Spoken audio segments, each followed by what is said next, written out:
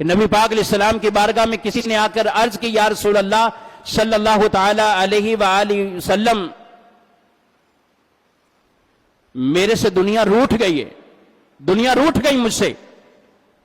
آپ علیہ السلام نے فرمایا تم وہ تسبیح نہیں کرتے جو اللہ کے فرشتے کرتے ہیں؟ کہا یا رسول اللہ صلی اللہ علیہ وسلم کون سی تسبیح؟ حضور نے تسبیح بتائی، فرمایا یہ کرو تمہارے پاس دنیا آئے گی، تمہارے پاس دنیا آئے گی، یہ کرو۔ اب کون سی تسبیح ہے؟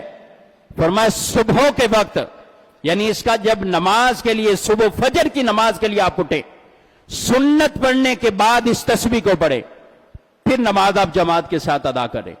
100 مرتبہ اس وظیفے کو پڑھنا ہے، 100 مرتبہ اس وظیفے کو پڑھنا ہے، اور پھر دیکھیں اس کے بعد اللہ رب العالمین کے عطا فرماتا ہے۔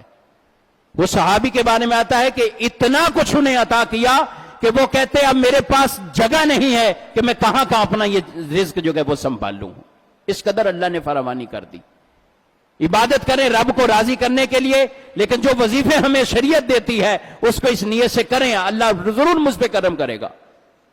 تو اس تسبیح کو آپ جو ہے وہ پڑھیے۔ اگر کبھی تعداد کم ہو، جماعت کھڑی ہو رہی ہو، جماعت میں شامل ہو جائے، بقیہ تعداد بعد میں پڑھے، لیکن شرط یہ ہے فجر میں اٹھنا ہوگا۔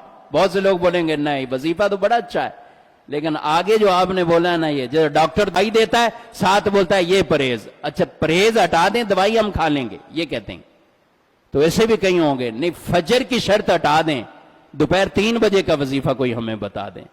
میرے بھائیوں فجر کے ٹائم رزق تقسیم ہوتے گئے، ہم سوتے رہتے ہیں، رزق کی تقسیم کاری ہوتی ہے، بڑا اہم ٹائم ہے، اس ٹائم کو اٹھا کریں۔ اگر تہجد کو نہیں اٹھ سکتے تو فجر کو تو کم از کم لازمی اٹھیں۔ آپ کے گھر کی عورتوں کو بھی جو ہے وہ اٹھنا چاہیے، آپ کے گھر میں ماحول ایسا ہونا چاہیے فجر کے وقت کہ مسلمانوں کا گھرانہ ہے، صبح اٹھ کر رب کی عبادت کر رہے ہیں، اللہ کی طرف سے رزق بھی تقسیم کاری ہو رہی، یہ نہیں کہ بالکل پورے گھر کے اندر ایک نحوستیں جو ہے وہ چھائی ہوئی ہے، سارے پورا گھر کا گھر جو ہے وہ سویا ہوا پڑا ہوا ہے، اور جس وقت ڈیوٹی پہ جس کو جانا ہے وہ الارم لگے ہوئے گئے۔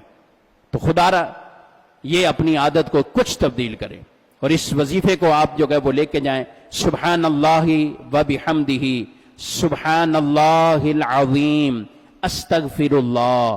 یہ تینوں چیزیں مل کر ایک وظیفہ ہے، تینوں مل کر آپ میرے ساتھ پڑھ لیں، ہو سکے آپ کو یاد ہو جائے، ورنہ یہ کلپ آپ کو مل جائے گا، اس کے ذریعے جو ہے وہ آپ خود بھی پڑھتے رہیں، دوسروں کو بھی آپ آگے پہنچاتے رہیں۔ سبحان اللہ و بحمدہ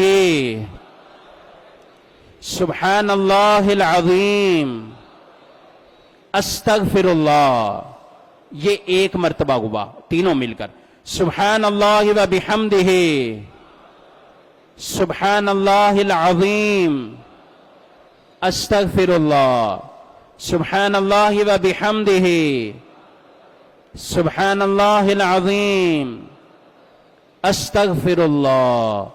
یہ 100 مرتبہ آپ صبح کے وقت وظیفہ کریں، اللہ کریم ہم سب کی مشکلات آسان فرمائے۔